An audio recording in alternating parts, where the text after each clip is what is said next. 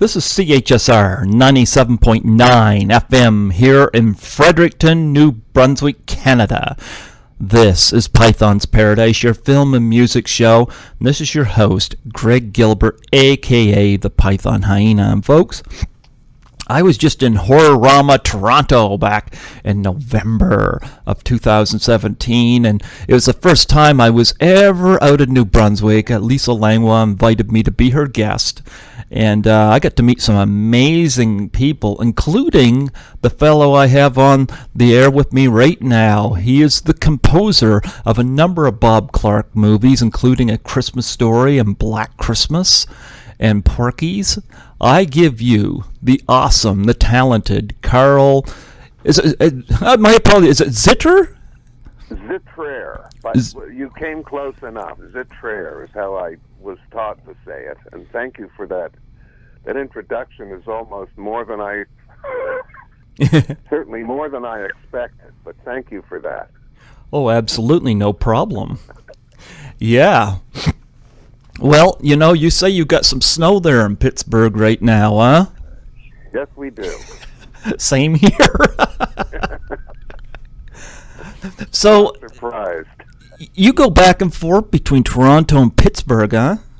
Yes, frequently. It varies. Sometimes it's a couple of times a month. Other times it's a couple of months go by and I don't go to Toronto.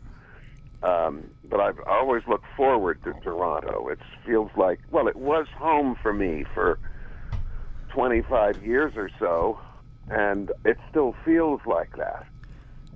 Have you ever been out to here to New Brunswick, Canada? Unfortunately not. Talking to you is unfortunately the closest I've come. I've been as far east as Montreal, but again, I say unfortunately, I haven't been to the Maritimes, and I hope to correct that soon. Okay. Well, you know what? You're always welcome, and it was an honor to meet you at Horrorama. How was that experience for you? I thoroughly enjoyed it. First of all, I enjoy the atmosphere of those things, but I also enjoy so many people who apparently love what I did and love what we all did on movies, on those movies. And some of them aren't old enough to have been born when we did them. But it's always nice to hear that people like what you do. And I hear a lot of that at Horrorama and similar events. Yeah, I'm as old as I think your first film was Children Shouldn't Play with Dead Things, right? Well, yes. The first film that actually got into a theater, there was one before that didn't get into a theater because something happened to the negative, and that was a production of The Emperor's New Clothes, and It starred John Carradine, not John Carradine Jr., but John Carradine Sr. Okay. And it had in it this vocal group from the 60s, Spanky and Our Gang. I don't know if you remember them or if anyone listening remembers them. I know the name. But it's not Spanky and Our Gang like from the Our Gang movies. That was a Spanky. Spanky was in there, and I think this group took their name from that. And it had in it, the lady was Elaine McFarland, and then there was Fred Williams, who was an old country western guy. Mm-hmm. And I forget who else was there, but they were in this movie as sort of traveling minstrels throughout the Emperor's kingdom. And that won't ever see the light of day because I think that the negative got destroyed in a fire or something happened. But the first film that hit the screen was Children Shouldn't Play with Dead Things. I was born the year that came out, 1972. Well, that was a good thing. It seems so long ago, but yet I remember a lot of it like it was yesterday. One thing I wanted to point out, you said to me on the phone, I sent you the picture of us together, and your wife said, "Why would anybody want their picture taken with you?" Well, yeah, but she has to say those kind of things just, to keep me from getting too full of myself. But she also didn't understand the horror movie thing because she doesn't particularly like them. No.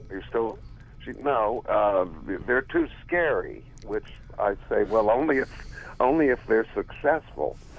And why would anybody? She thinks that anybody that would want to see them has some mental problems, and maybe she has a point. But I've always enjoyed them. I mean, I've enjoyed watching them. I've enjoyed working on them, and I still do. Yep. Well, I said that to you about who would want their picture taken with you as just a little humor. Oh yeah, I know. A little humor into the moment. Yeah, well, I know, I know. I just found it funny, but yeah, I was very happy to meet you there. That was my first trip out of New Brunswick, and Lisa said, what's stopping you? And she's been on my show a couple times, so I was happy to go, and she and I are officially now friends, and I hope to go travel back to Toronto and see her again and catch more Toronto culture. Such as it is. I mean, did you say that was the first time? I know you're supposed to be asking the question, so forgive me. But that was the first time you were out of New Brunswick? That's it. Well, I hope you liked it. I did. Actually, I didn't want to go home, Like Lisa was kind of my Toronto culture while I was there, and I assisted her at Horrorama, and hopefully if things go well, I'll be joining her at some other conventions whenever she happens to appear at them. I know I need to get myself a passport eventually, but I know she's been busy and whatnot, but hey, I enjoyed doing the Horrorama, and she and Leslie Donaldson have both been on my show twice as of right now, and so I was able to go and meet some more people, give out a few business cards, and it was just a great experience for me. I'd love to do it again. Well, we'd love to see you there again.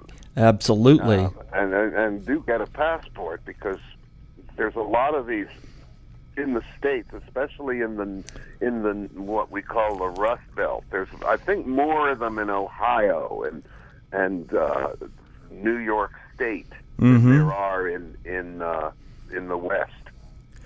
Well, with the way things are going in the States right now, I almost am afraid to travel there. Well, I wouldn't be afraid to travel there as long as you have a passport that will allow you to leave. Yeah. Yeah. Well, yes, I quite sympathize with that. Yeah.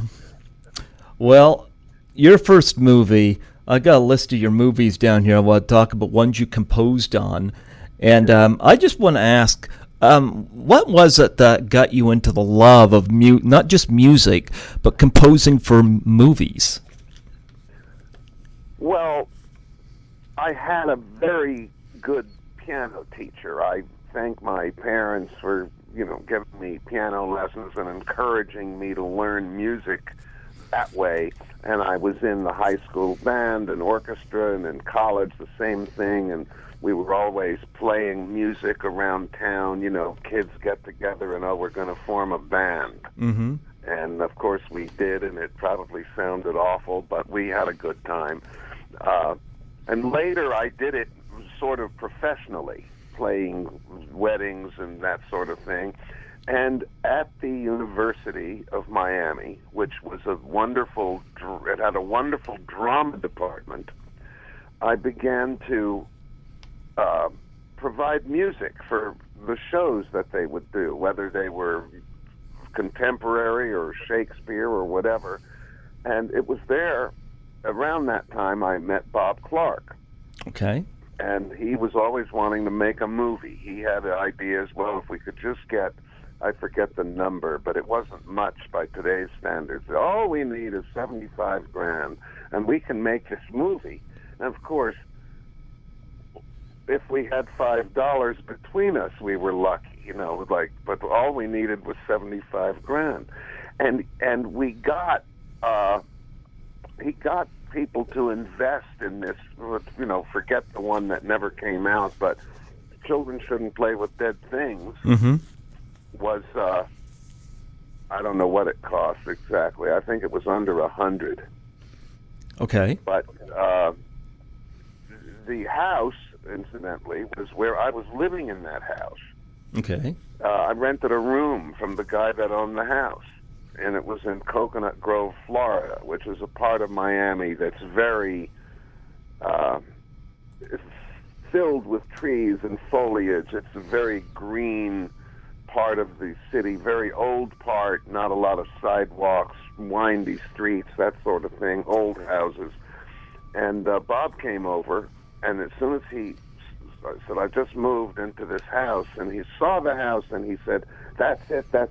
And he did this gesture of, with his hands, like making a camera viewer, as you know, with his fingers, Mm-hmm. and was panning all around the place. Oh, this is just great. This is just great. And that was the house. And the yard was not that front yard, but it was another place nearby, a vacant lot nearby, where somebody, it wasn't me, but somebody dug a lot of holes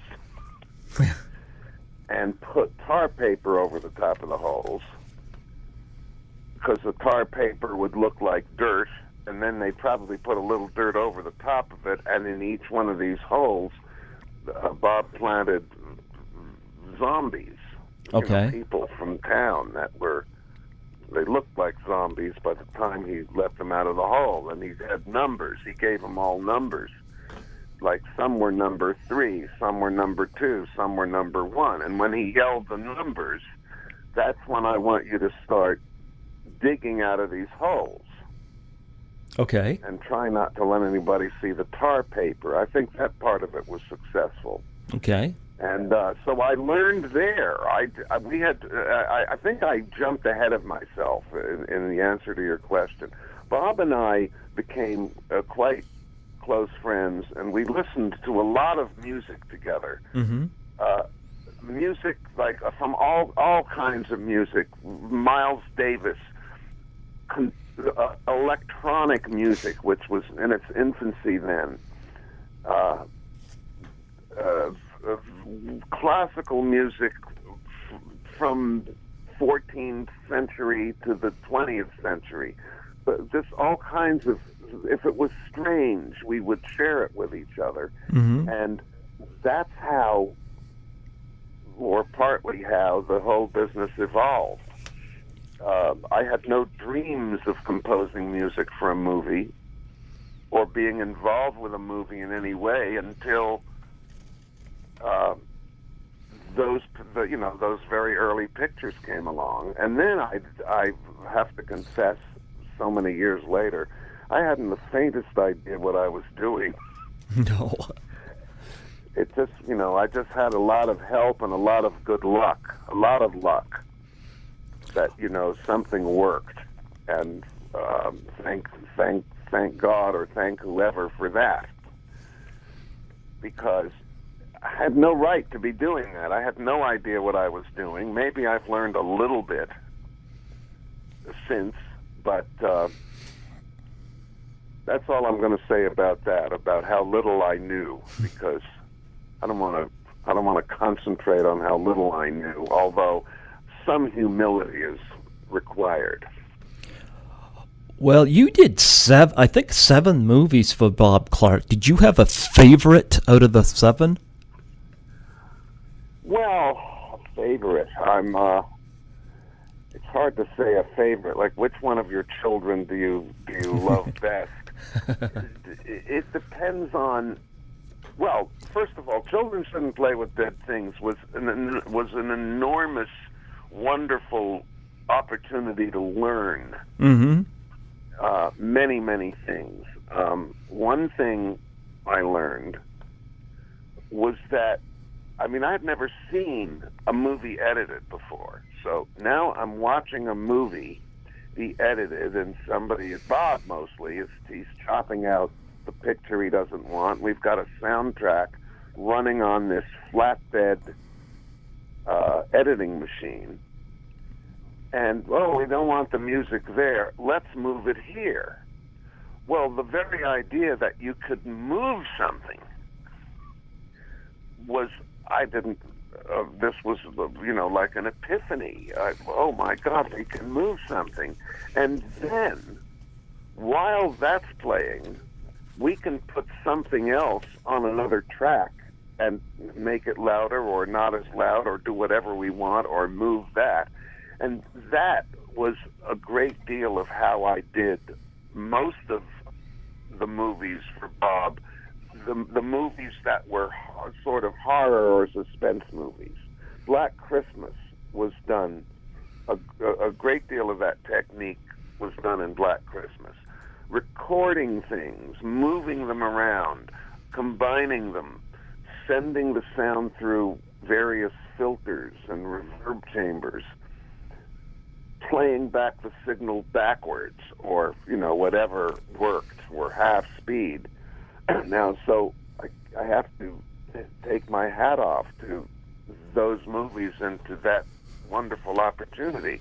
On the other hand, there was A Christmas Story. Yep. Where you couldn't do that. That wouldn't work. It had to be melodic and you couldn't mess around with the rules so much. Yes. I mean, we could mess around with the rules of good taste and bad taste, and not that the movie was in bad taste, but it was irreverent. Yep. I think that's the word.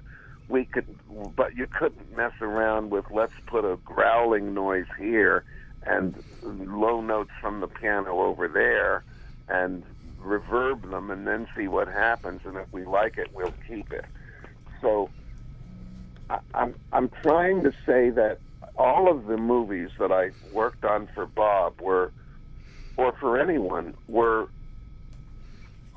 all of, a different kind of experience. And had I not done Children Shouldn't Play with Dead Things, I would have known less about what I could or couldn't do in A Christmas Story, or in another one was Murder by Decree, mm-hmm. which needed a lot of classical treatment, and I wasn't entirely comfortable with that. I didn't feel like I had no experience with handling an orchestra of that size, which is why I was fortunate to meet my partner in those movies, Paul Zaza. Mm-hmm. I don't want to suggest that I did everything myself, because I did not. In the early movies I did, Children and Black Christmas and those movies, Death Dream, it was all me. But when we got to the classical treatment that Murder by Decree needed, I wanted to work with somebody who had been there before. Yeah, Murder by Decree too. What a great cast you had in that. Christopher Plummer, James Mason, David Hemmings, Donald Sutherland, Genevieve Bujold, John Gilbert. You had a lot of veteran actors in that movie. There was nothing shy about Bob when he wanted somebody in there, and we he said, we're going to shoot this in England and get the best we possibly can. And who can argue with John Gielgud? No. And Christopher Plummer, and he also, there was some discussion of Peter O'Toole, but that never quite worked out. No. Well, one of my favorite movies that you were involved with Bob Clark was Black Christmas. I love Black Christmas, and I love that picture of us, and you've got the LP in your hand. And, it's funny because after Horrorama was done, I know that Lynn Griffin was at Horror Hound in Ohio that same weekend with her husband, Sean Sullivan from Wayne's World. And they had contacted Lisa, and they wanted to know when I was leaving to go back to Fredericton. And we were able to, it was me and Lisa and Lynn and Sean all met at a restaurant there in Toronto. And Lynn was talking about Horror Hound, and I told her I had met you, and she said wonderful things about you, and she signed some pictures for me, and signed I now got yours and her signature on my Black Christmas Blu-ray, and that was just wonderful. Yeah, I'm trying to figure who's left from Black Christmas. There's Art Hindle. I haven't had him on my show yet, and I would like to get him eventually because he's done like Porky's and Invasion of the Body Snatchers, The Brood. He's done so many really good movies. He's been busy. And I think he's in Toronto. I believe he lives in Toronto still. Mm-hmm. And there was a screening of Black Christmas on the evening of December 25th, 24th, going into the 25th, at TIFF. That was the TIFF Theater, the Toronto International Film Festival Theater, although the screening had nothing to do with the film festival. I was already gone from Toronto by then, but I think Art was there. Yeah. That makes, and therefore I believe he's still in Toronto. Well, Lynn Griffin had sang your praises, and it was really nice to meet her, and I'm still in touch with her, and she, of course, was that plastic bag victim, first of Black Christmas. Yeah. She didn't last long in the movie, because she got killed in the second reel, but she got on the artwork. Yep. Like the poster, or one of the posters, has her in it, so she did well with it. I also interviewed Nick Mancuso of the woman in the middle of the Christmas wreath with the bag over her face. That's right. I heard that she even puts the bag over her face when she goes to these conventions. I believe that's true. We were on stage once together. There was a screening of Black Christmas somewhere. It was in Toronto. Mm-hmm. I'm trying to remember what year it was. It was like 3 years ago or something. And I think she had the bag or a bag and may have put it over her face, which I can't quite remember. It was all very hectic. But I remember she had a bag with her. I also interviewed Nick Mancuso from the film. Of course, he was the voice of Billy. Well, he was the voice of Billy, but he wasn't the only voice of Billy. And a lot of people don't know this, and not to take anything away from the wonderful contribution that Nick did. I was privileged to be in the recording studio when he was doing this, and I still remember the level of his concentration when he got into character to do those voices. And then you wanted to talk to him, now we've quit recording. You couldn't get him out of character.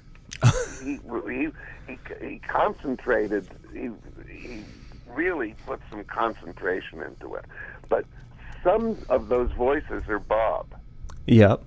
Oh, yes. And the reason is, it's hard to tell because, one, they're coming over the phone, so there's a level of filter going on. Two, Bob was a pretty good actor. Okay. Knew that he had to imitate Nick because a lot of Bob's ideas came at 3 o'clock in the morning. He'd be editing, and he'd say, "Oh, wait a minute. I need another line here." Okay. And somebody would say, "Well, we'll call Nick in the morning." No, I got to have it right now. So he would record it right there. And I would transfer it for him from the 1/4 inch to 35. I wasn't supposed to be doing that, but I knew how to do it. And he'd cut it right in. Okay. He would cut now Stan Cole was the editor of the film, but Bob was always there. Okay. Stan didn't say, I think you should record a line, but some of those lines Bob did, like where it's me, Agnes. Okay. It's me, Agnes. It's me, Billy. That's Bob. I know which one is Bob and which one isn't because I was there. But some of it's Bob, and most of it, however, is Nick. And without Nick's wonderful contribution, I don't think the film would have been nearly what it is today. True, yeah. Because those phone calls, you had to be convinced that the guy doing those phone calls really believed what he was saying. Yep. Yeah, you had some good casting in that film. I love the humor Bob Clark brought to the movie. There was a lot of humor in it, and I think that really stands out. Like the scenes with John Saxon at the police station with Douglas McGrath, I think are hysterical. Cop, yeah. Yeah. I love that. And McGrath, is he still in Toronto? I don't know. The next time I saw him was in Porky's. Okay, yeah. He was the coach, one of the coaches in Porky's. Because he's funny. He is funny. I'm not sure what else he's done. I'm not that familiar with him, but I've only seen him in maybe I just didn't recognize him in other movies, but he was in Black Christmas, and then he was in Porky's as a coach who told the assistant coach, listen, go after Lassie. You know what I'm talking about. Yep. He says, what do you mean, Lassie? Why do they call her Lassie? Oh, you'll find out. Well, yeah. But and I don't know what he's done since.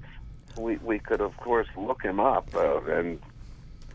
Well, I got to get in touch with him, see if I can get him on here, because I thought he was so funny. I loved it specifically when he and John, like when John Saxon and the other cop are laughing at him, especially when he's reading the fellatio thing. That is just great, and McGrath was wonderful. I remember another one too, and I know she's no longer with us. Was Miriam Waltman as the landlady or the house lady, with going around and all the liquor bottles hidden. Absolutely, what a bunch! And then Robert Blossom. Yep. One of the most intense actors that there ever was. Unfortunately, he's not with us either. Oh, you're talking about Marion Waldman. I jumped a groove here. Yep. In the phonograph record. See, Marion Waldman was the house mother. Yep. Of the girls. Yep. In the sorority. Yep. But Marion Waldman was also the woman who. She was in Derranged as well, huh? She was in Death Dream. Oh, Death Dreams. Oh, that's right. As the companion, or when the guy that he didn't kill his mother, but his mother died and he put his mother back together. You're familiar with this movie, I presume? Not that one. No, I know the title, but I haven't seen it. Okay, well, that was a very interesting Bob Clark movie. At least to me, it was, and it was inspired. It's hard to use that word if you knew anything about this movie, but there was a guy named Ed Gein. Oh, you're talking about, yeah, I know what one you're talking about. It's also called Derranged.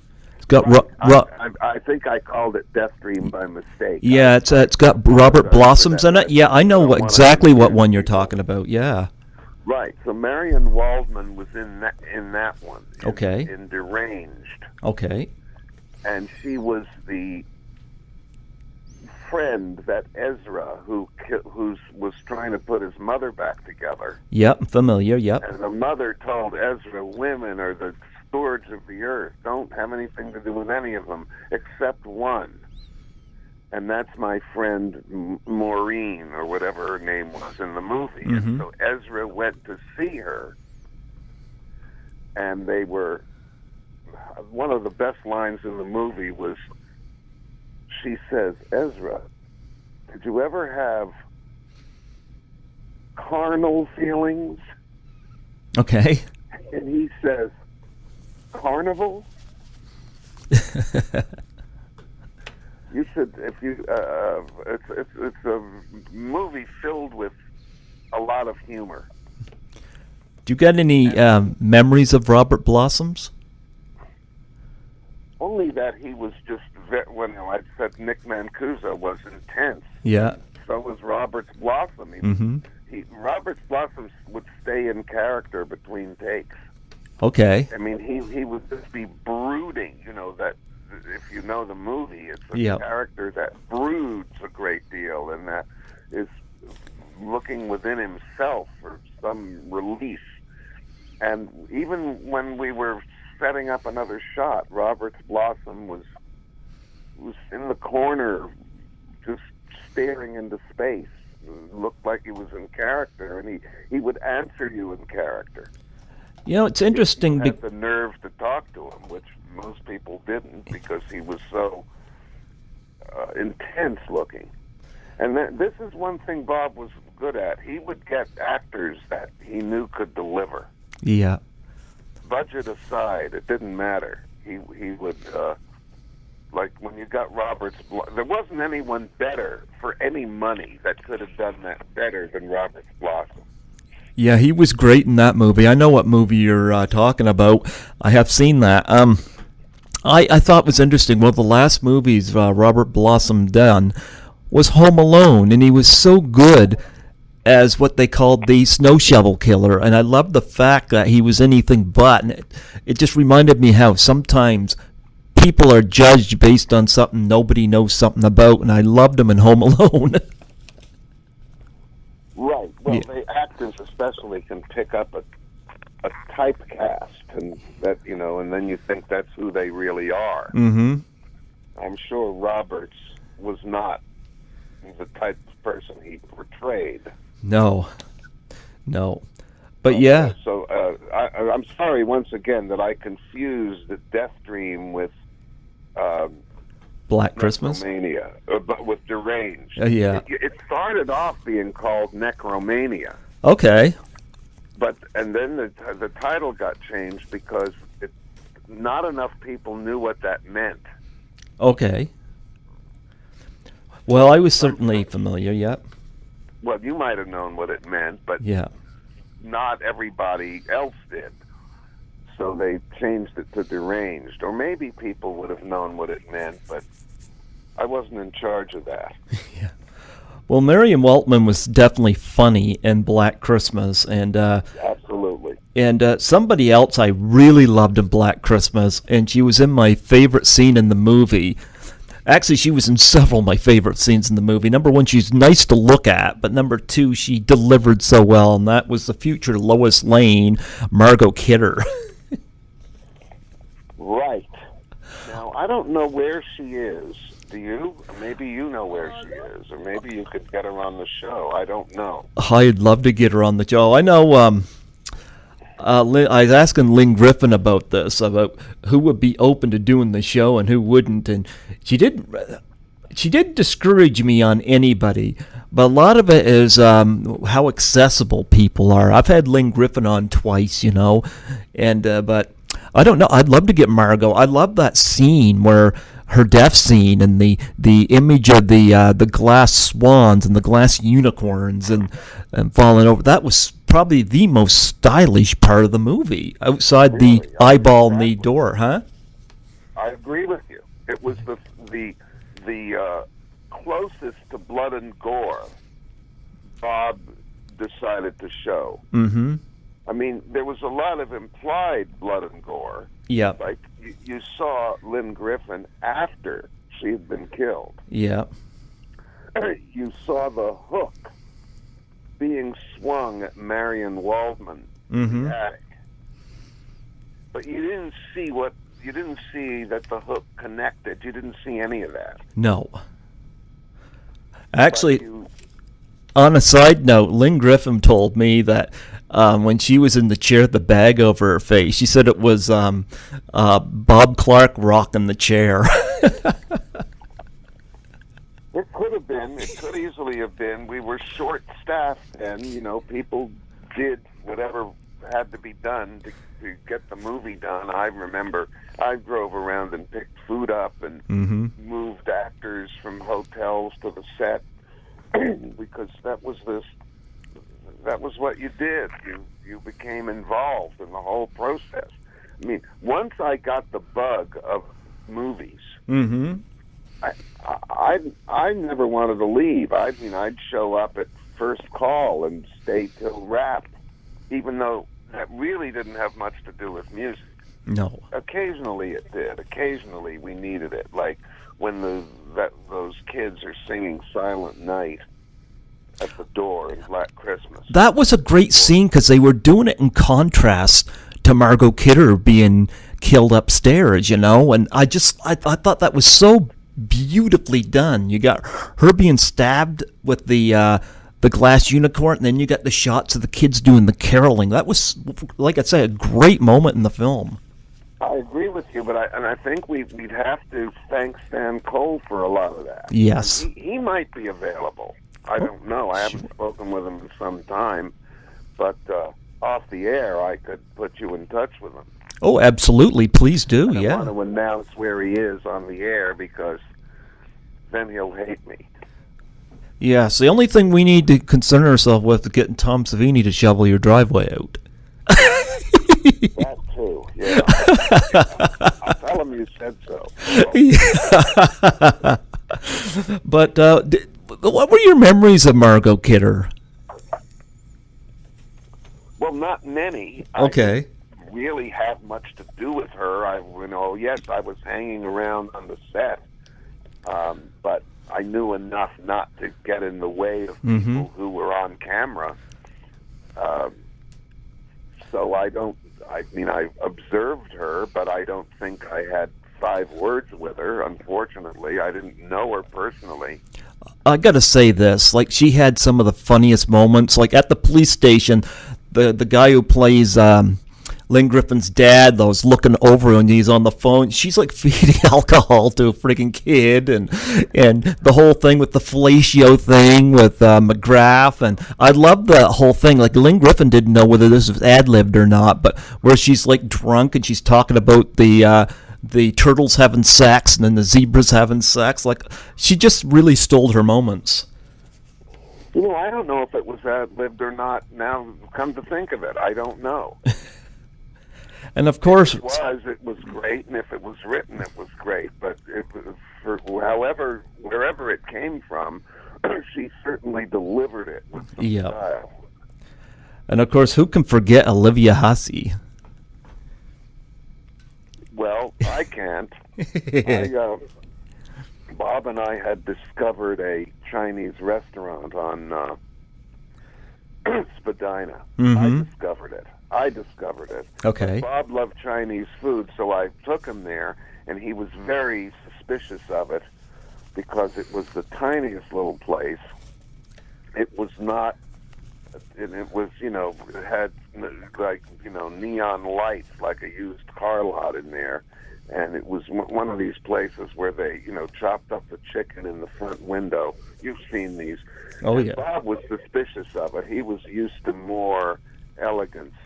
Yep. And he was also very suspicious of the price because most of the things on the menu at that time were, like $2.75. Okay. $2.75. But he instantly fell in love with it as soon as we started eating there. And Olivia Hussey was a vegetarian. Okay. And so Bob made a deal with the restaurant to make vegetarian, and she liked Chinese food, but it had to be vegetarian. So Bob made a deal with the restaurant to provide provide Olivia with various Chinese vegetarian dishes. And I talked with her about it, but I didn't talk with Olivia about much else. I mean, I knew enough not to discuss their acting with them. Okay. That would have been stepping in the wrong place, I thought. Okay. And of course, It wasn't that we didn't hang out together or anything. There wasn't any of that. I also got to mention Keir Delay right after 2001: A Space Odyssey. He must have been a presence. Indeed, he was a presence. Yeah. I spoke a little bit more with him because we had to figure out how to do that piano thing. Yeah, he destroyed the piano. So he couldn't play the piano. He wasn't a pianist, but he was okay. He gave a good imitation of it from a certain angle, but then his fingers, see, that shot of the keys that he's playing, that he's actually playing, was me. Okay. Because he didn't have enough piano experience to be able to make it. He could look okay if you weren't watching his fingers on keys. He could move in front of the piano if you were hiding his hands with the piano. Okay. You know what I mean? Like, yep. From the back of the piano to the front, that worked fine, but they wanted shots of his fingers. And so I did that by putting on his watch, his sport coat. Okay.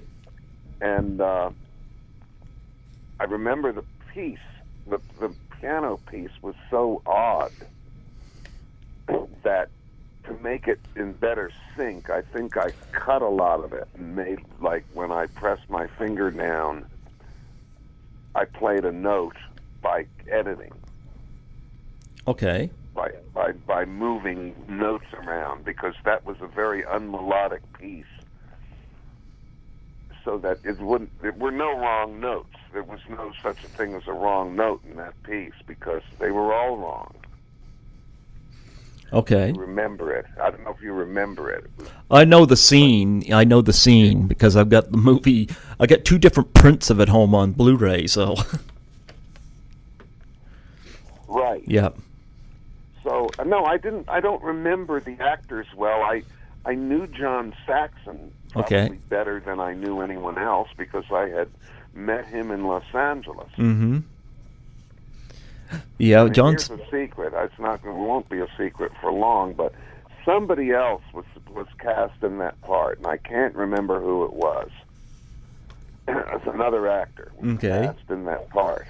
Mm-hmm. And it became evident, or it was thought, probably correctly so, that the actor was not himself. He was not able to remember a line. He was not in a good place. It may have been, some form. I don't know who it was, so if I say it may have been a form of dementia, I don't think I'm hurting anybody because nobody will know who the actor was supposed to be. And I can't remember. Well, Saxon's good at playing a cop. Somebody right now. Bob says we got to get somebody like tonight. Yeah. Or we're gonna, or we can't. We have to revamp the entire schedule. Who could we get? Mm-hmm. And then I said, he said, I don't remember who brought up the name of John Saxon, but then I said, well, I know him because we had worked together in a small theater in Los Angeles, an experimental theater where people of his stature would come to do experimental theater, and I was doing a lot of music there, so that's where I met him, and I called him up and said, this is the circumstance, and we know that your agent is the way to go, but I think it was Friday night, see? Mm-hmm. So you couldn't get an agent on the phone till Monday afternoon, and then let's say he says, okay, he'll do it. You wouldn't see the actor until Wednesday or Thursday of the following week to fly up from L.A. Okay. So to circumvent that, Bob asked me to call him, and I did, and he agreed to do it. And he said, well, this is where my agent should have been contacted first. I said, I realize that, but hey, it's Friday. So the agent's not in the office, and so my apologies, but are you interested in this? And somehow, I can't. We may have faxed something. Maybe they were fax machines then. I don't know. But he somehow got a hold of a script, or we flew him one, and he had it the next morning. And he agreed to do it. And he came up and did it, and quite brilliantly. Well, Saxon also played a cop in A Nightmare on Elm Street as well, so he's really good at playing those. Right. And it takes a certain understatement and a certain, he had the attitude. Mm-hmm. Yeah. And, of course, this marks the 35th anniversary of A Christmas Story, another Christmas film by Bob Clark, quite the opposite end. 35th anniversary. 35th. And this is really, I've met people who now take their grandchildren to see it. Mm-hmm. People who saw it 35 years ago are now taking their grandchildren to see it. And yeah. We find this very gratifying, everybody that was involved in this. That is everybody that was involved in it who's still alive, which I think isn't everybody. Darren McGavin is no longer with us. I think Melanie Griffith is. Melanie Griffith, I don't think was in. No. I'm sorry, I misspoke. Melinda Dillon? That's what I meant. I knew it started with M. You're right. But thank you for correcting me from a terrible mistake. Maybe you can edit that out. Oh, don't worry about it. We all make mistakes. I've had Zach Ward on here twice, who played the bully, and he's still with us and still working and a great guy. Yeah, I'm going to get in touch with him, just because we should keep in touch. It's sort of a fraternity, I think. And let's see, who else is there? Of course, there's Ralphie. Yeah. Around. Oh, yeah, Peter Bingsley. I don't know if you've tried to get him. I'm going to try. Yeah. Yeah. I got Zach on Facebook. I don't know if you're on Facebook, but I'm on Facebook, but I'm rarely on it. I'm signed up to it, and I get notices that somebody or other likes your picture or likes something, but I'm rarely on it, and I keep telling myself that I need to get in there. I should go to it at least once a week, if not once a day, because sometimes months go by and I don't look at it, but I promise you I will look at it much more closely now. Well, I can send you a friend's request if you like. Please do, yes. Yeah, I don't have Zach on my friends list, but Zach Ward is definitely on there, though. Okay, great. Yeah, I've had Zach on my show a couple of times. Great guy. Yeah, I'd love to see more of him. He doesn't seem to come to... I've never seen him at Horrorama or anything like that. He was at Horror Hound. What? Oh, he's been there? Oh, yeah, he was there with the other kid that played the bully with him, the sidekick, for A Christmas Story. They were both at Horror Hound. Of course, he was also in Postal for Uwe Boll as well. Right. Here's a story. I was in Cleveland, not Cleveland, but there was a town right outside of Cleveland. I think it was in Indiana. That forget exactly where it was. Some convention center where they did a Christmas Story tribute. Okay. And people showed up that had, the slightest little thing to do with A Christmas Story. And one guy shows up with pictures that he's signing and doing well with this. He's signing pictures at a table. Okay. And I didn't recognize him. I figured, what did you do? So here's what he did. Now, this gives you an idea of how people get infected with the show business bug. Remember when they're delivering the leg lamp? There's a package here for whatever. Yes, I remember. There's a guy knocks on the door, and his package for Mr. Whatever. Mm-hmm. And, okay, well, bring it right on in. So the guy that says the line, and he's got a cigar in his mouth. Okay, make some gesture, like, bring in the box. Okay. So as these guys that are holding the box on the outside of the house, and you don't see them because the camera was on the inside, as they start walking in, a leg of the one guy appears in the frame, and then the shot cuts. Okay. To the next scene. Well, this guy with his leg in the shot for maybe 6 frames was at these conventions giving out pictures of himself and doing well. And but talk about making something out of almost nothing. Wow. His face was never in the movie. His body was never in the movie. A part of his leg was in the movie. I'm telling you, it wasn't longer than 6 frames. It's amazing because the lag lamp is a major scene in that movie, too. It's absolutely a major scene. Like, and you find ornaments Reuben of that. Fried, a friend of mine, Reuben Fried, who you could get. I presume he would be happy to speak with you. Sure. He lives in Burbank now, and he designed it. Oh, wow. Reuben Fried? Designer of the thing. Reuben Fried? Yeah, Okay. Freed. Okay, I'm going to keep that in mind. I can put you in touch with him. Fantastic. Please do. Yeah, I think I'll people do be that. interesting. Yeah. And he, I'm not sure he's in the movie business anymore, but he certainly was at the time. He drew that leg lamp and designed it, or did whatever you have to do to get a prototype. And Bob said, "Oh yeah, this is great," or the lampshade needs this, or I'm not sure how it works exactly. But Reuben Fried's the guy that is responsible for that leg lamp.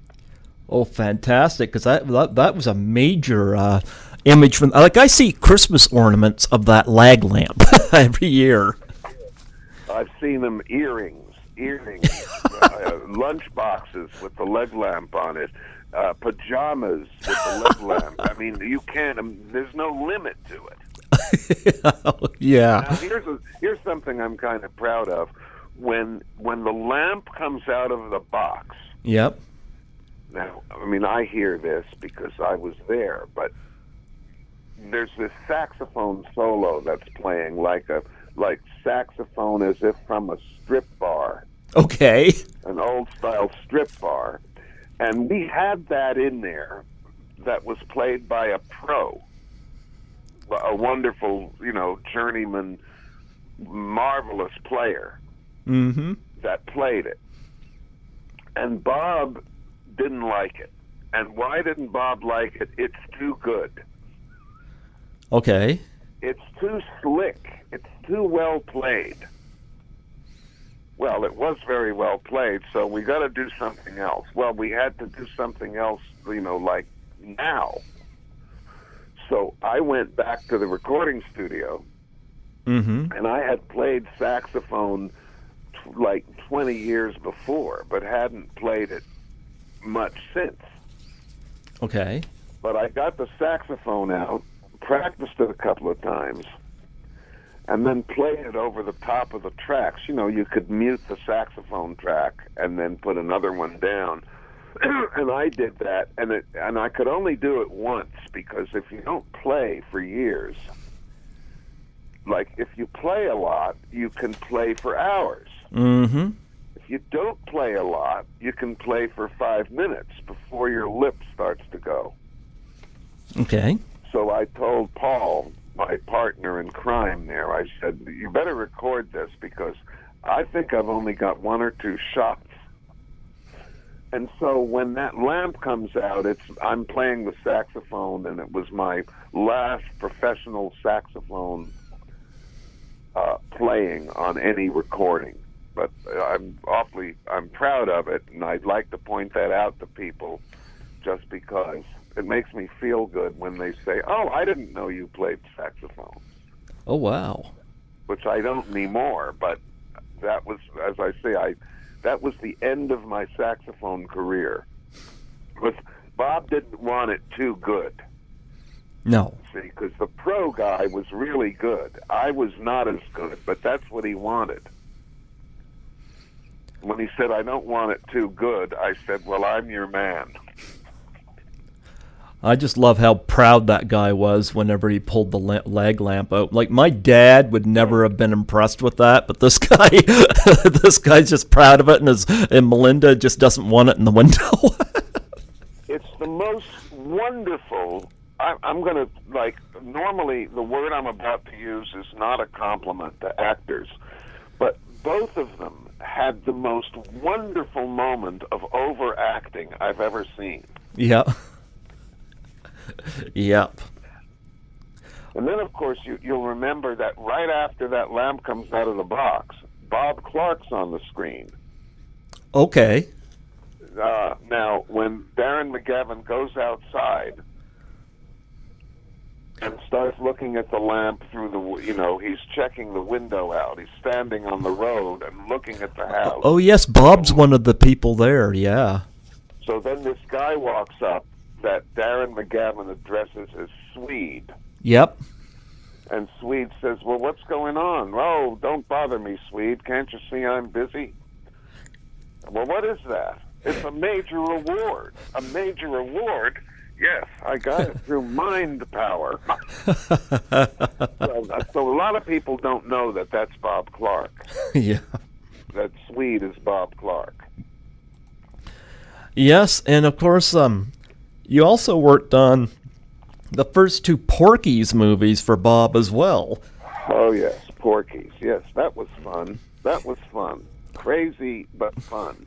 I had the pleasure last year for the film's 35th anniversary of course, Nancy Parsons, who played Bula Ballbreaker, is no longer with us, but his daughter Elizabeth was more than gracious to come on here and do a tribute interview in honor of her mom. And I'm still in touch with Elizabeth. And Nancy's birthday was actually yesterday. And of course, I sent Elizabeth a little thing saying acknowledging Nancy Parsons on her birthday. And Elizabeth has always been very nice to me, and I'm still connected with her, and she shared a lot of nice stories about her mom. And Nancy, of course, Porky's would not be Porky's without Nancy Parsons. She's so funny in it.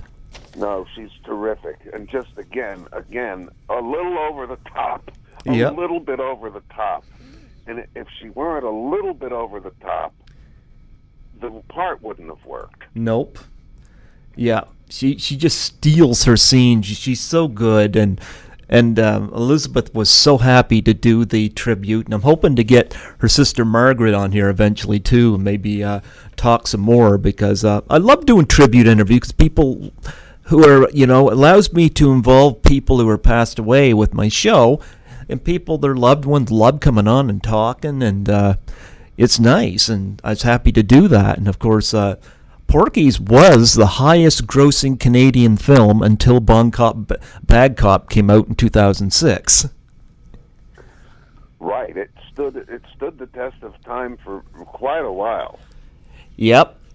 And what were your memories of that film? Of course, Art Hengel was in that as well.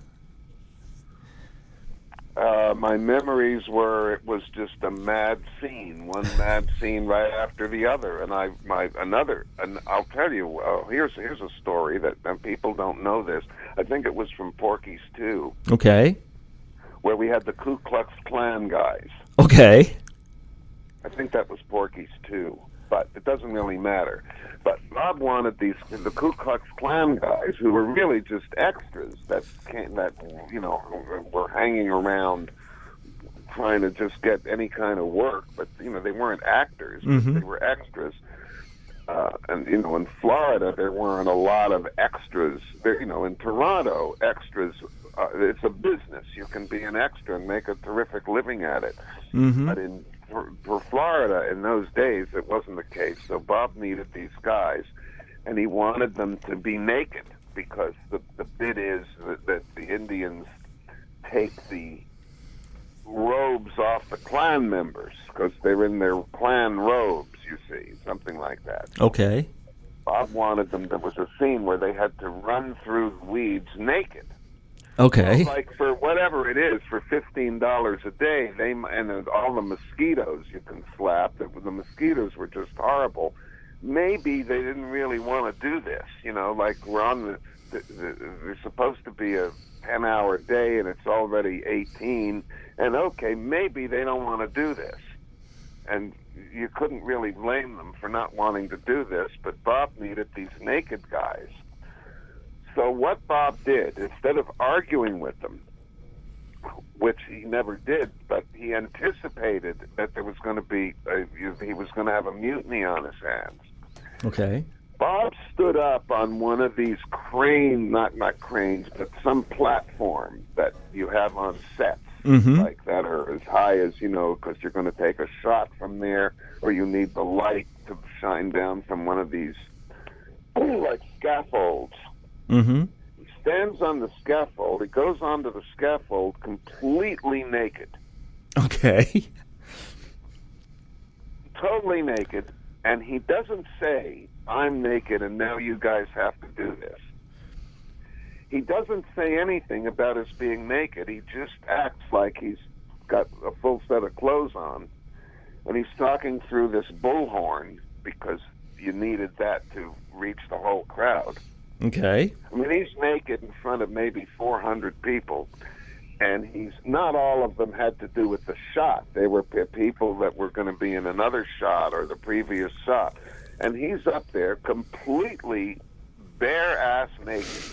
With a spotlight on him. And he says, and now, when the guy down there, when my assistant calls action, I want 3 of you guys to start running across this way. And then about a count of 2 later, I want the other guys. He's directing the scene totally naked. And to me, this was just a wonderful piece of directing. Mm-hmm. Because when he did that, there could be, like, who would have dared say, wait a minute, I don't want to be naked here. No. And I just thought, well, I mean, it's a pun. I'm about to crack a bad pun, but in view of Bob getting up there naked, I have to say that he had a lot of balls to do that. I hope that's suitable. Oh, it's okay. Don't worry about it. I think in the spirit in which I mean it, and that I remember that. I don't know who, some people will remember it. Probably the extras would remember it. But it was just a moment, a jaw-dropping moment. You mean Art Hendel didn't remember it? Well, he might. If he was there, he'd remember it. I mean, if he was on the set that night, he would remember it. Well, one story I did hear about Porky's, I had Cindy Morgan from Caddyshack on here back in 2015, and she's a wonderful woman, and she had the script of Porky sent to her, and she had no desire to do the movie. And Scott Columbia, who was also in Caddyshack, was in her dressing room, I guess, and I'm trying to remember the story right, but he got hold of the script, and he decided to do the movie. Of course, he ended up being in it. Right. Yeah. Yeah, well, this is how things happen. Had Bob not sent her the script, he wouldn't have seen the script and might not have tried to get in it, and maybe they wouldn't have thought of him. Yeah, I love Cindy Morgan, but they did get Kim Cattrall, though. Yes, they did. Yep. And I heard Kim say in some interview, she said that Bob convinced her to do this, and he said, if you do this is going to advance your name through the show business community, if you'll do this. Okay. And I guess it worked. Well, she went on to do Police Academy, so... Yeah, and, Yep. and Sex in the City. Yeah, which is now pretty much what she's known for. For years. Mm-hmm. But,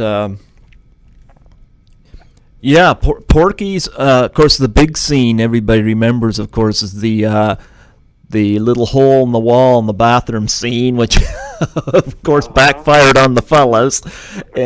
It led to one of the funniest scenes with Nancy Parsons, trying not to say the word penis or tallywhacker. It's just, That principal, I think his name was Eric Christmas. Yes, Eric Christmas. The principal of the school had a lot of trouble saying he couldn't say it. Yeah, he was a very accomplished actor Mm-hmm. who had done a lot of Shakespeare. Mm-hmm. And but this is, I think, what Bob did. Porky's. I'm not saying that Porky's was less than Shakespeare. It was a comedy of its time, Mm-hmm. as was Shakespeare. And when Shakespeare did a comedy, it was of the time. And another guy I remember, it was again in Porky's too. Yeah. The Preacher. Do you remember the revival meeting? It's been a while since I've seen Porky's too, but And there's a guy named Bill. His name escapes me. His first name is Bill. Okay. He was the preacher, and I just thought he was wonderful as the preacher. And Mm-hmm. I would talk to him about it, and I said to him, "How did you learn to do this?" He said, "I didn't learn to do anything. I listened to the radio on the way over here, and Yep. heard preachers. Mm-hmm. The shouting kind of preachers. What it was." Okay. And of course, another film you did with Bob Clark, of course, was Dead of Night. Yes, Dead of Night, Mm-hmm. and that's now Death Dream. It's called Death Dream. Okay. It had many titles, as the little distribution company that had it was struggling for how to get the film launched. And in those days, you needed 35 millimeter prints Mm-hmm. that were expensive. And a large studio would go out, on a big film with, 400 prints all over the United States. Okay. They'd have 6 prints, 8 prints in one city. Okay. Well, little films like this would be lucky if they had 5 prints. So, or 4 sometimes. So what they would do, there was a term called bicycling the print. We'd have to bicycle the print. Now what that means is, you start with reel 1 at this theater. Maybe you play reel 1 and reel 2. That would give you like 20 minutes of the movie. Okay. At Theater A, and then you put up reel 3. Meanwhile, you take the reels 1 and 2 and send them to Theater B down the road or on the other side of town. And this was often done with bicycles, so that's why it was called bicycling the print. But Okay. they were bouncing around with maybe 5 or 6 prints the most, and it started off as Dead of Night. Well, what didn't catch on well, or it was thought, maybe it didn't catch on well because there was no place to play it. They played it in some little town in Tennessee, or wherever they could get an empty theater. So that we got to change the name. So they changed it to The Veteran. Okay. Well, that didn't work either because, oh my God, now it's a war picture that was thought to be not popular. It was sort of a war picture, but after the war, The Veteran. So a few prints were made with The Veteran. Okay. Then, no, that's no good. Then they went with The Night Andy Came Home. I liked that one. I liked that title, The Night Andy Came Home. But nobody else, somebody liked it because they made a couple of prints, but other people said, no, this sounds too much like an Andy Hardy movie. Do you know what that is? Mm-hmm. You know about Andy Hardy with, Mickey Rooney was in it. So Yep. They thought it was going to resemble that too much. So Yep. then it finally became, and Dead of Night was also the name of a picture in England that was made in 1946 and had some following. Okay. It was about some people stuck in a house. I can't remember exactly, but so you see Dead of Night being advertised, and you might think, well, I've already seen that. That's that old black and white English movie. So they got rid of Dead of Night, and then finally Death Dream. Oh, okay. So the picture suffered badly from an identity crisis. Okay. Of what is its name? What name are we going to, how do you campaign this? Now, each time you change its name, you have to get up new posters and new radio ads. Radio ads were important in those days. TV ads were important. And these all had to be made and mixed and recorded, and it cost a lot of money. So by the time you did this 5 times for one movie, Yep. you were in the hole, as the little distribution companies were, and the picture just kind of fizzled out until it got rediscovered. Mm-hmm. And the company finally went out of business. The people that were doing the distribution, and then Bob said, "Well, we'll just take it to another company." But by then, it had already been sort of half distributed. Mm-hmm. So it just didn't take off until sort of, a few years ago when people rediscovered it. Yeah. And I quite like it. It's a moral for our time, even more than it was then, I think. Yeah, and I know when I met you at Horrorama, one film you done, and I forgot to bring the Blu-ray with me. I've got it home. Was Prom Night. I've had director David Lynch on here last year, and he's done a movie here in Fredericton before, and very nice man. Lynch. Huh? Paul Lynch, you mean? Paul Lynch. Yep. Yeah. Isn't that what I said? No, you said David Lynch. David. Oh, I'm sorry. David Lynch is a great director. Yes. I got Paul Lynch. My bad. No, Paul Lynch had done a movie here back in '99 with Bo Derek, and he was such a nice man. And I'm still in. That. Yeah, yeah. And he did Prom Night, and of course you did the music to that as well. Right, with my friend Paul, because what we needed, I'll tell you why we needed something that I didn't feel confident to do. Mm-hmm. We needed half a dozen disco tunes. Yep. That had to be written, produced, orchestrated, recorded.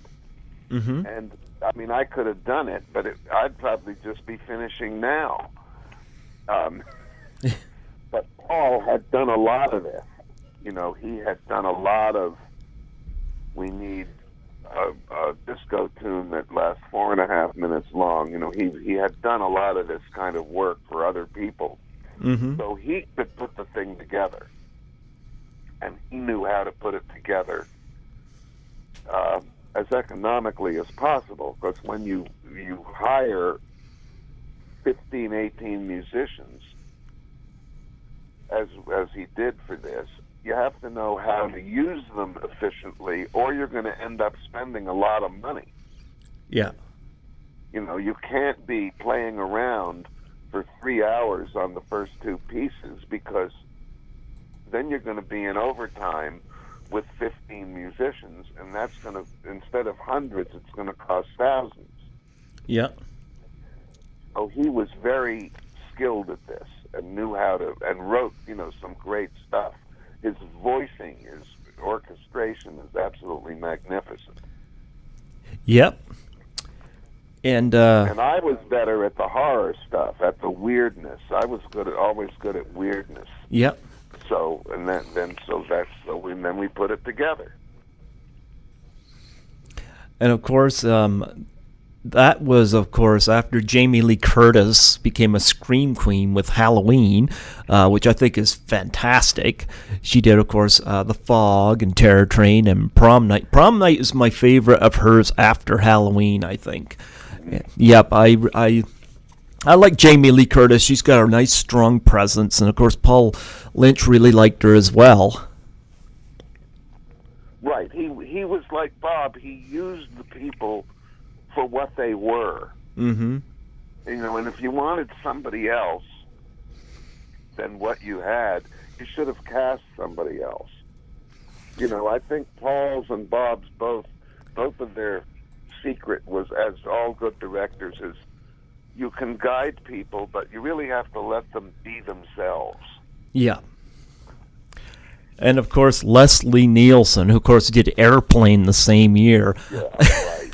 I think he was telling me over the phone he had a little, a humorous little thingy pressed in his hand. You mean like a buzzer? Yeah, except it wasn't a buzzer.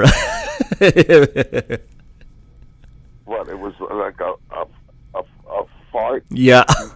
Sounder? I remember something about that. Wasn't it you that told me that? I know it's been said. Now that you mention it. Yeah. Leslie is one of the funniest people I've ever seen in the movies, you know? And he and it's funny he did Airplane the same year he did Prom Night. Right. Although he wasn't funny in Prom Night. He wasn't supposed to be funny in Prom Night. I wish he was funny in Prom Night. Just think. Well, I don't know. The part didn't call for it. I mean, his part would not have called for being funny. He had to be the responsible father. Yeah. Of these two children, although they weren't exactly children at the time. Mm-hmm. And the mother was gone, I think. Yeah. I think there was some mention of mom is gone. So Leslie had to be the father, and he couldn't be cracking a lot of jokes because I'm sure he wanted to, but he had the good sense to not do that. There's a couple of sequences in the movie that really stand out. Anne-Marie Martin, who played the antagonist cheerleader type in the movie. I love that long sequence where she's running through the dark corridors and through the classrooms and through the shop section with the cars, and I loved her sequence and the lighting of the corridors. I thought her sequence was one of my favorites in the movie. It's quite well done. Mm-hmm. Really quite well done. Yes, and another one too. Mary Beth Rubens, her scene in, of course, the locker room, also very well done. There's a lot of, especially the lighting was very effective, as was in Halloween. Lighting really helped in a lot of these to establish not just the locations, but the tone. Well, I'll tell you who else that we should mention in the context of Prom Night is a gentleman who was a great friend of mine and just unfortunately died just right about at the New Year. Okay. Brian Ravok. Okay. Ravok was the film editor of Prom Night. Okay. And when people say to me, "Well, oh my God, that scene where the guy's head gets chopped off and flies across the stage." Yep. How did they do that? Mm-hmm. Well, they mostly did it editorially. It was like, where do you cut to make that work? And that was Brian. And he was ill for a few years, 3 or 4 years, before he unfortunately passed away. But I just wanted to mention his name because without Brian Ravok, we wouldn't have Prom Night. I mean, somebody else would have edited Prom Night, and they might have done it as well, but they wouldn't have done it better. Exactly. Well, one more film I need to bring up, and I actually have not seen this, and I never actually heard of it, but I love the title, Blood Orgy of the She-Devil. Oh, yes, Blood Orgy of the She-Devils. Now, what I did, I'm not sure I even have a credit. I think I have a credit. Okay. Or I'm somehow connected with it officially, because I once got a call from Norway from a gentleman that was doing a radio program in Norway. Mm-hmm. And he wanted to know if he had reached the right person. You know, are you the guy that did this? Well, my name is unusual, so it's hard for me to say, no, that's the other Mr. Smith. It wasn't me. So I had an interview with this radio guy from Norway. And I learned, now, Blood Orgy of the She-Devils was produced and directed, and if I'm not mistaken, written by a gentleman named T.V. Michaels, M-I-K-E-L-S. Okay. And the fact that his name was T.V. Michaels, I think, didn't hurt him in the business. But he was actually really named that, Theodore Victor Michaels. And he made films like this, Blood Orgy of the She-Devils, The Corpse Grinders. Okay. Another one of his. And I was privileged to know him, and I learned a lot about filmmaking of a certain type from Ted. Mostly how to make a movie for no money. Okay. He would be writing the next scene while he's directing. He'd be writing scene 3 while he's directing scene 2. And he would be writing it by yelling at somebody to write down what I'm saying. Okay. And Ted was usually, most of Ted's movies were take one. How much better is it going to get? But in the sound department is where I really learned some stuff from Ted. Okay. At the mix, he'd say, well, we're going to score the movie now. Mm-hmm. What do you mean? How are we going to score the movie? Just find me some music that sounds weird. Okay, so I went to some library and found music that sounded weird. We come to the mix. He listens to some of it. Okay, let's put this on right here. And there was a turntable, and we're playing the film in this sound mix, and then Ted raises up the level of the turntable. And the music is faded up, and it's playing through the scene. But of course, there's no predicting what it's going to do. But it was mostly atmospheric stuff, so it didn't really matter where it was hitting exactly. So that's happening. Then Ted says, "Well, we need something more here." Goes out to his car and he comes back with a set of drums, like bongo drums, African drums, and hands a couple of them to me. Okay, well, you're going to play this, and here's how we're going to do this. We're playing this right in the sound mix. Now, the sound mix is where you're supposed to have everything already pre-recorded on tape. Mm-hmm.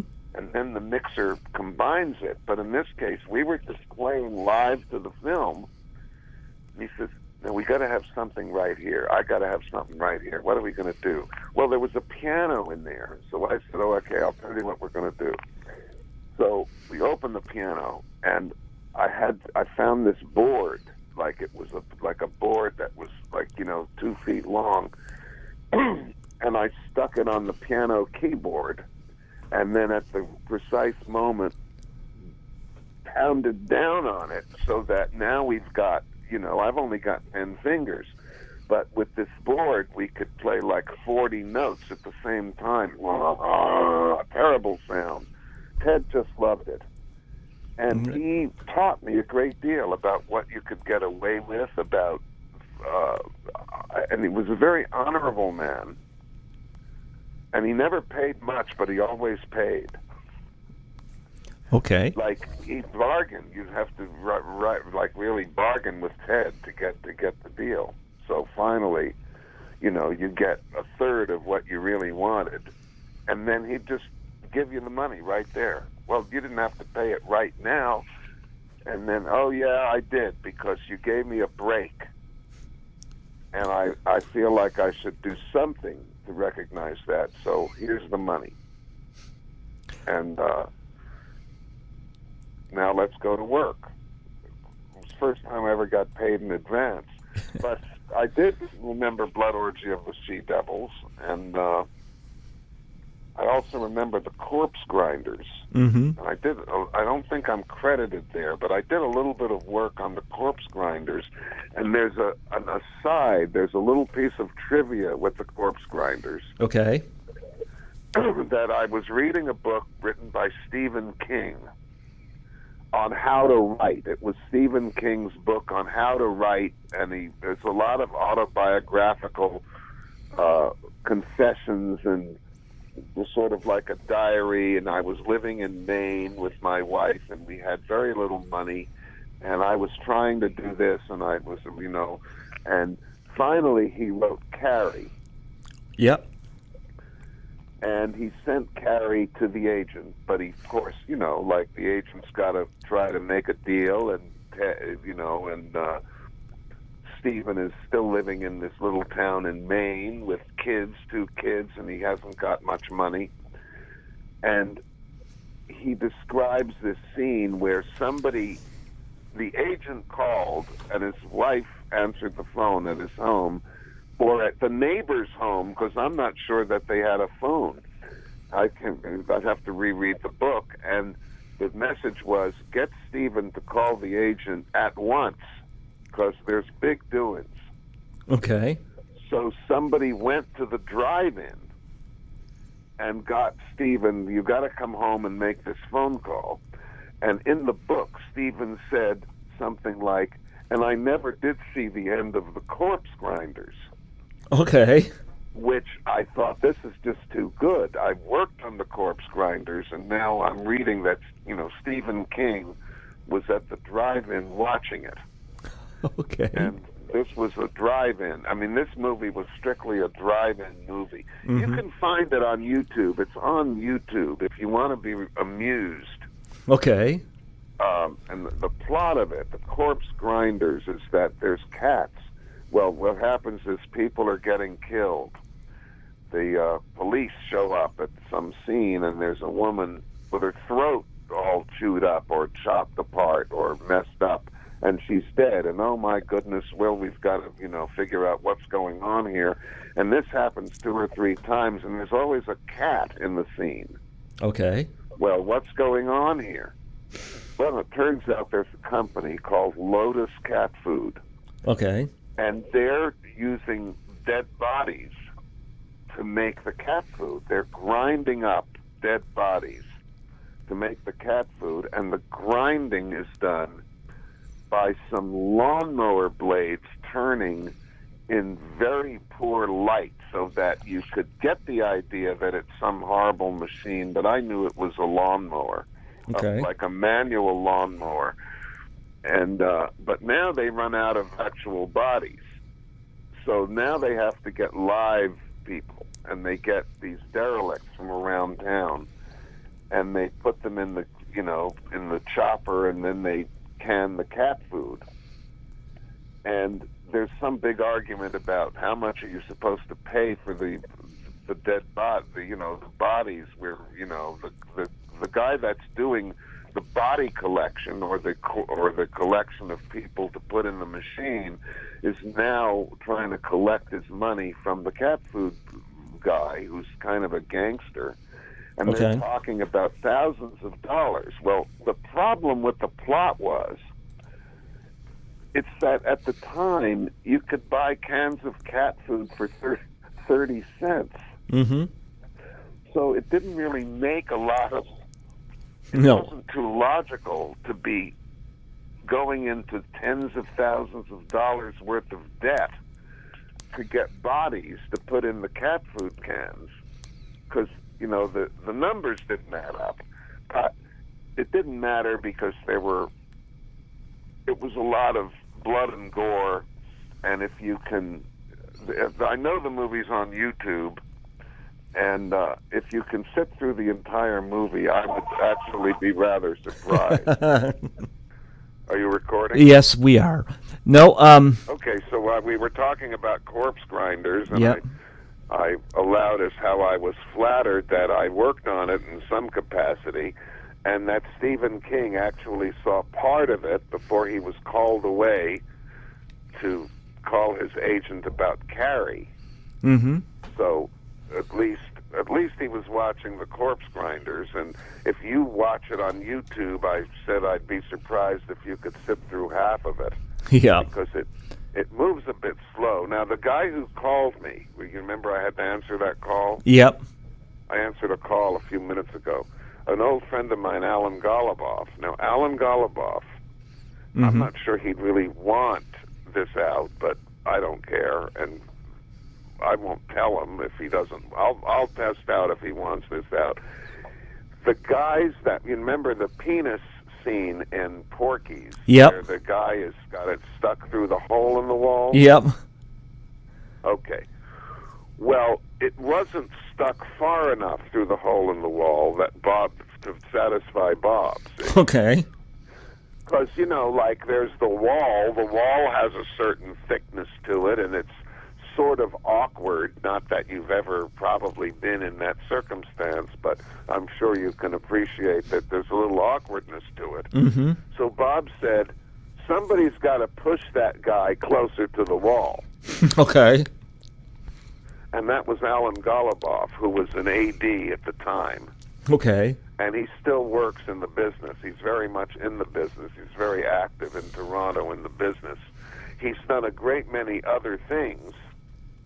He's directed movies for Hallmark and done some big stuff.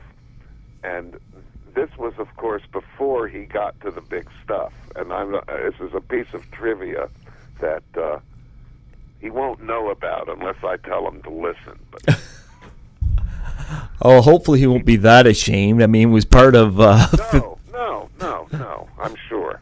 I mean, that scene was a pretty highlighted scene from that movie. Speaking of which, you also did some on-screen stuff in the Porky's 1 and 2. Yes, I did. I'm sometimes still... I'm confused between 1 and 2 sometimes, but in one of them... Mm-hmm.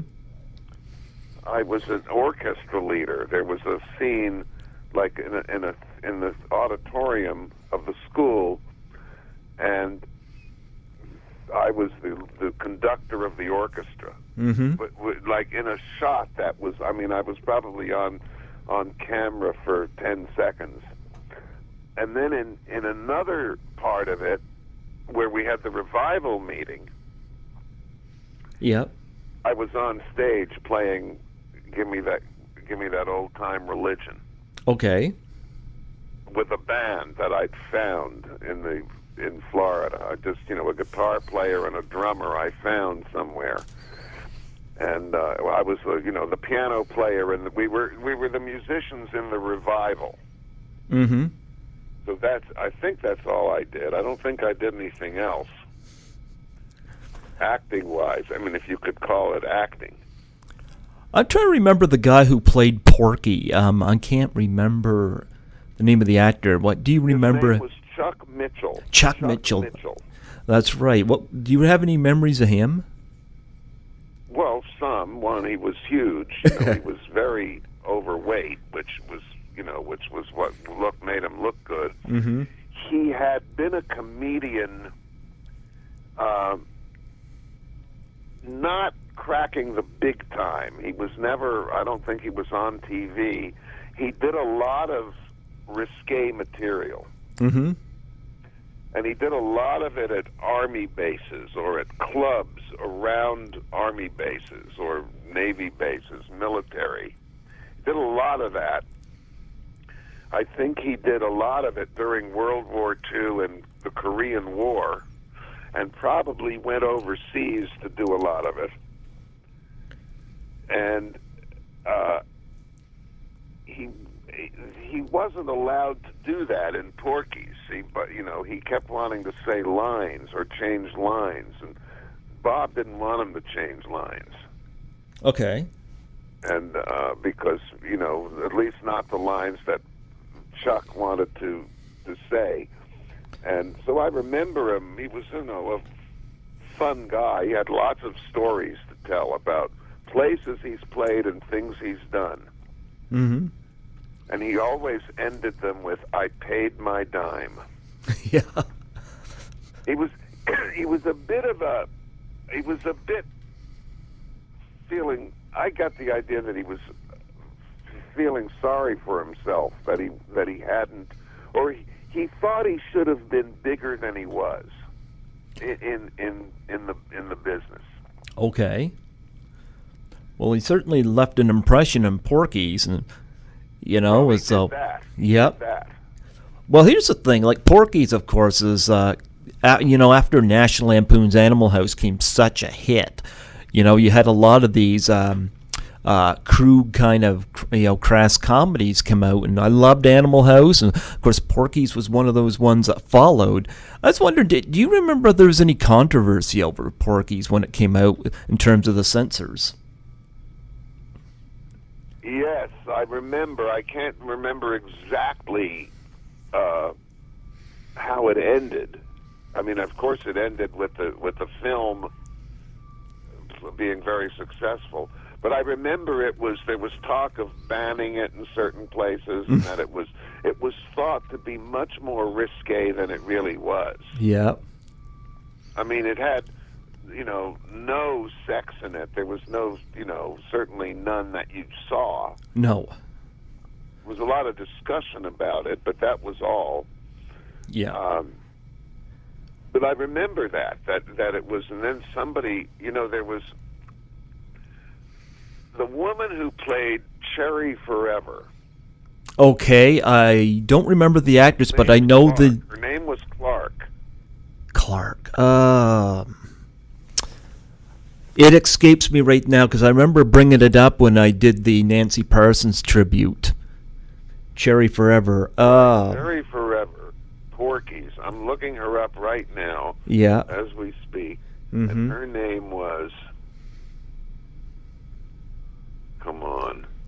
I'm looking for, IMDb, 1954. Oh, my God. Okay, so I'll see it in a moment. Okay.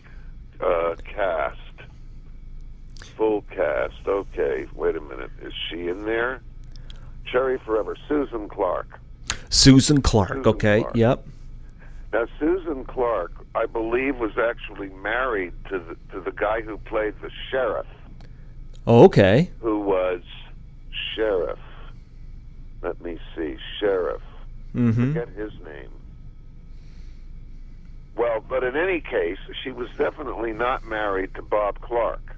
Yeah, okay. And so there were people who said and wrote in articles, I remember reading it, I wish I could still find it, but I won't be able to, that Bob Clark was anti-Semitic, and their evidence for being anti-Semitic is, all the boys, the Pee-wee's friends. Yeah. One of them was the guy with the sports car, who was sort of the philosopher of the group.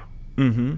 And he was sort of Jewish. He was, in fact, we knew he was Jewish because this nasty guy calls him that. He says he's nothing but a jerk, and a Jew jerk at that.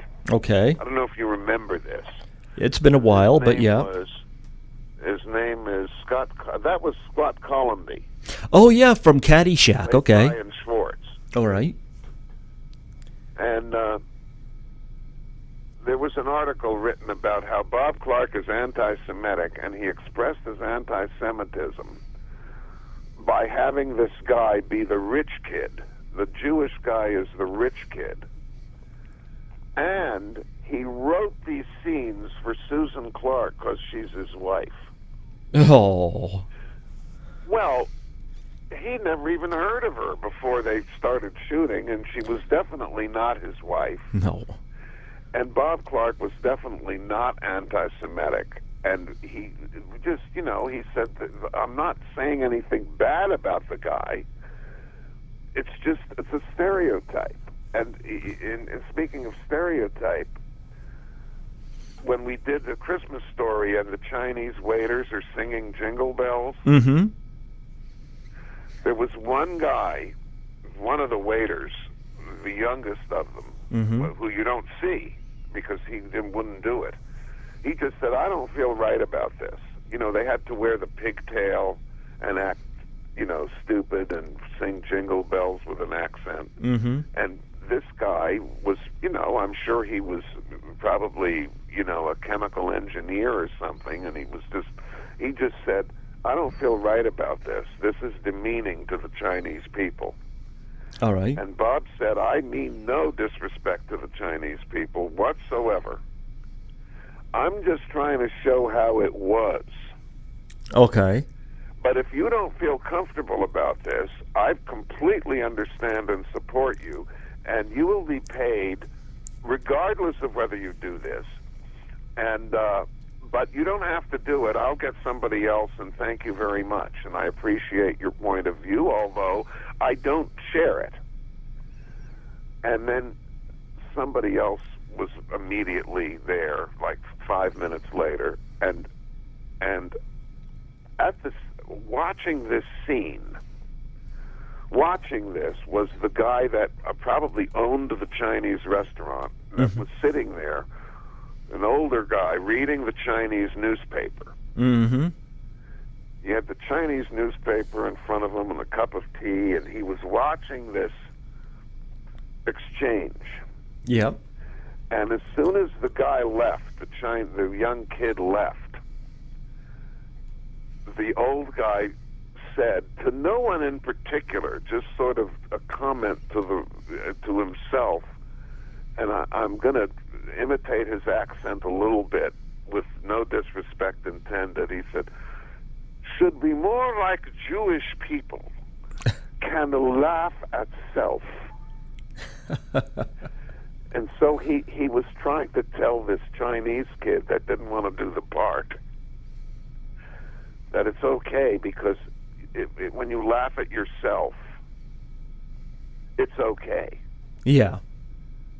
And so that was, I found that amusing. And the other thing I found amusing is my son at the time was, I think, 4 years old and had been watching Sesame Street. Okay. And on Sesame Street, they taught the kid how to write a character of Chinese. You know, they were teaching how to write Chinese. You know, it was just a bit in, you know, it's like a 30-second bit. They're showing you how to write Chinese characters on Sesame Street. Yep. So this guy is writing something. He's sitting at his table, and he's writing something in Chinese. Whereupon my son, at 4 years old, has no idea, of course, what the guy is writing, but immediately goes up to him and tells him, that's not the way you're supposed to write it. And the guy said, well, you know, I'd like you to show me how you think it should be done. And I thought he was very patient with him. I don't know if that has any value. Oh, it's okay. Yeah, I like this. Yeah. But it was you had to be there. It was fun. It was fun to see this exchange and the very idea that Bob Clark was, you know, like somebody just didn't like him and said he's anti-Semitic, and he wrote those scenes just for Susan Clark so they could get extra money. Yeah. Do you remember Susan where Clark was really the wife of the sheriff? Okay. Of the guy who played the sheriff. Okay. But not that matters. She certainly wasn't Bob Clark's wife, and if she had been, he wouldn't have just written scenes to put her in the movie. Yeah. He cared too much about his movies to do that. Yeah, somebody would say that just because she had the same last name. Exactly. As if that makes any difference.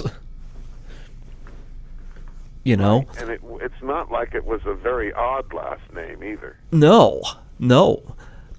I'm just curious. Going back to Black Christmas, do you know whether that caused any controversy when that came out? Because I do know that Silent Night, Deadly Night 2, 10 years later, was quite controversial. Do you know whether Black Christmas hit hard with the censors? Yes. Well, look, I'll tell you the controversy it caused. It may have caused controversy because there were probably people that didn't like the idea of black Christmas, like Christmas is a holy day, and there were probably people that didn't like that. Mm-hmm. But the controversy I remember was that there were people that didn't want Bob to do this movie because they wanted, he was an American that had just come up to do this.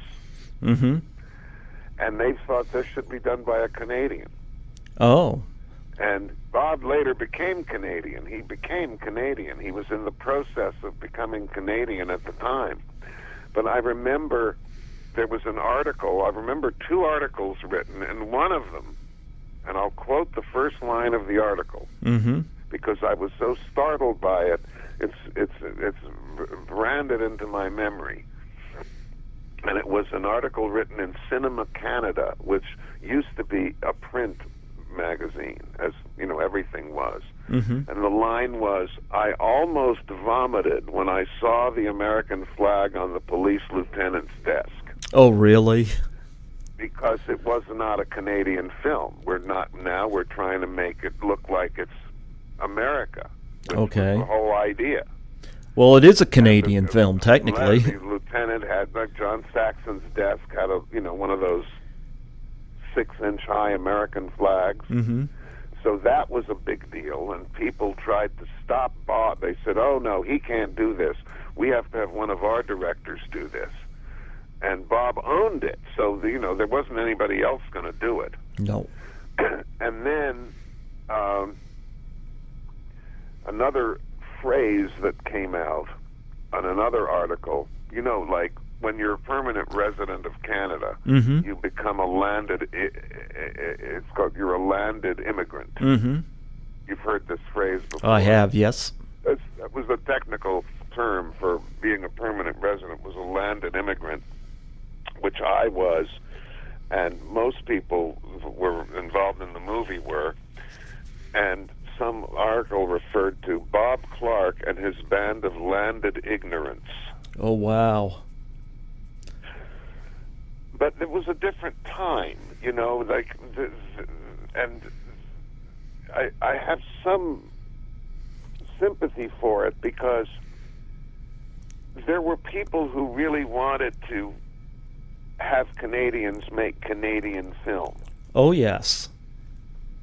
But at the time also, the term Canadian film didn't excite people at the box office. Because Okay. a lot of it was about Canada in a very sort of almost Reader's Digest way. Okay. Like you had to show, part of the deal was, if you wanted to get, your support from the provinces and the federal government, which was just beginning at the time, is the film had to be of benefit to Canada and show Canada in a positive light. Oh, wow. I guess that leaves out Black Christmas. Well, yeah, right.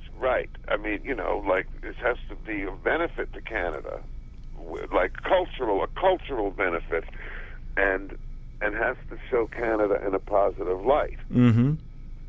Well, now that we've gotten beyond that, now, there's everybody is, entitled to do what they do. There are, probably 20 films being shot in Toronto right now, and I doubt if half of them show Canada in a positive light, if they show Canada at all. And I love Black Christmas. I think that's one of the best films ever shot in Canada.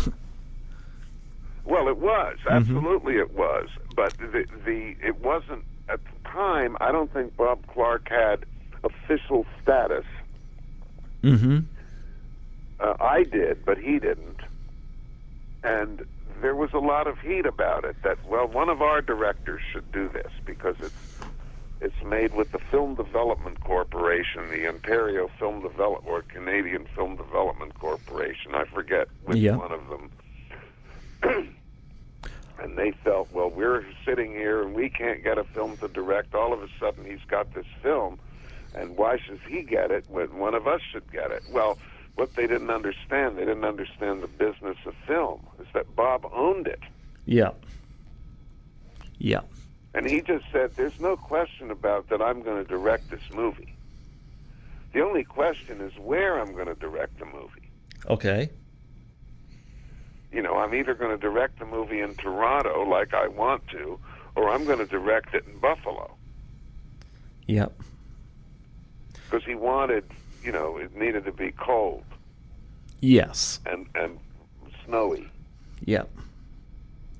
You know, when I was in... had to use artificial snow. Yeah. In Black Christmas.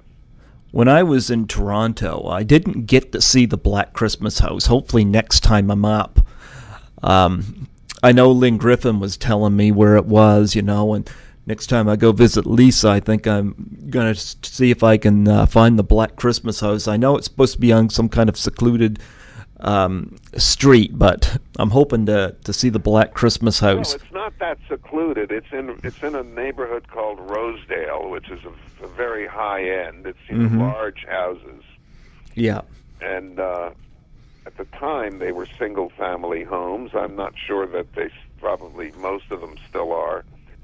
And I can't remember if it was on a dead-end street. I think that was it, yeah. Which would have been handy. It would have been handy, but the street was pretty wide. Okay. And the people that owned it they left town. I think they were given tickets to go to the Bahamas or something. Okay. Plus a lot of money, and they didn't turn down the tickets to the Bahamas because it was, even though we had to use artificial snow, it was pretty cold. Mm-hmm.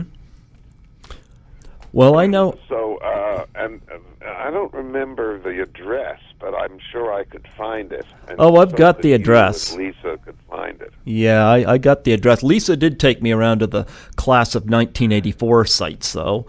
So we did get to see that. It was a movie she was in 1982. But hopefully next time I'm down, I'll get to see the Black Christmas house. But I remember part of Horrorama was the Filthy Cabaret. And, of course, you did backup piano for Mink Stoll.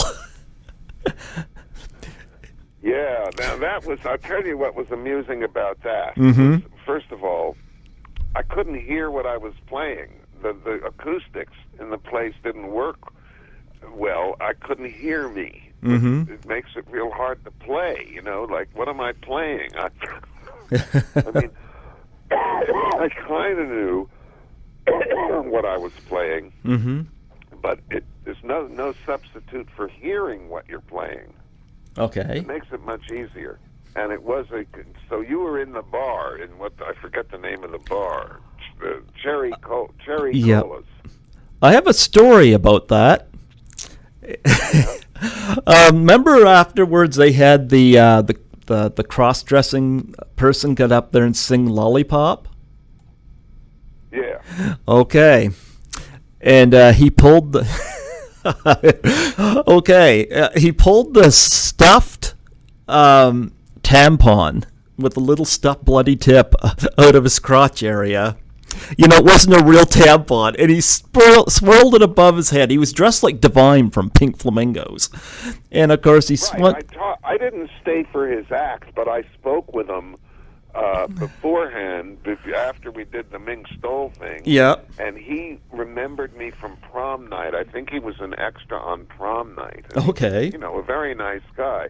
But really, the fake tampon, oh, my God. You know, like... Got a story for you. He swung that thing above his head. It sailed across the room, across the crowd, and it hit me on the right arm and right in the shoulder and landed at my feet. I looked at the people. They were looking at me. I looked down. I reached down and picked it up by the string, and I thought Lisa was going to fall off her stool laughing. Like she could not contain herself. And I don't know whether it was Mink Stoll or Leslie Donaldson. One of them, anyway, walked by me and said, "You're not in Fredericton anymore." Well, it was probably Lisa, because I don't think Ming Stoll would have known Fredericton. She wouldn't have known. Oh, yeah, Mink Stoll did. She wasn't that familiar with places. Yeah, Mink Stoll knew the Maritimes. She told me at the Horrorama that she's been to New Brunswick before. Then I stand entirely corrected. Yep. I just didn't think she'd been there. Yep. Or it could have been Leslie Donaldson that said it too, but I know Lisa. Even going on the subway when we left, she was just still laughing, and I kept cracking jokes about, I wonder whose stocking I'm going to put this in at Christmas and whatnot, and I just had her in stitches, and she thought that I never heard her laugh that hard, and well, I must say the event was quite outstanding. I'm glad you told me. I didn't stay for it. Because I was just burned out. Like doing the Horrorama a few days at a time. It's not early morning and late at night, and so by the time I had done with Mink Stoll, I was ready, to leave. And so I regret that I didn't see this act. Yeah, well... I forget her name or his name. Yeah. Well, I still got the souvenir. So, yeah, Lisa asked me if I had kept. I said, "Yeah, why not? It's not a real tampon. It was funny, but her laughing at it was what made it fun for me. She just thought it was hysterical, and it was a great night. And of course, Mink still did a Q&A at the Pink Flamingos screening and whatnot, And yeah, it was a fun night for me, and I was happy to meet you. And yeah, you got anything coming up in the near future? I was very pleased to meet you. Yeah, as I am still pleased. Well, absolutely. Well, I'll send you a friend's request on Facebook whenever you're back on. It doesn't matter when. And like I said, when this comes out, I'll send it to you. You got any projects coming up in the near future?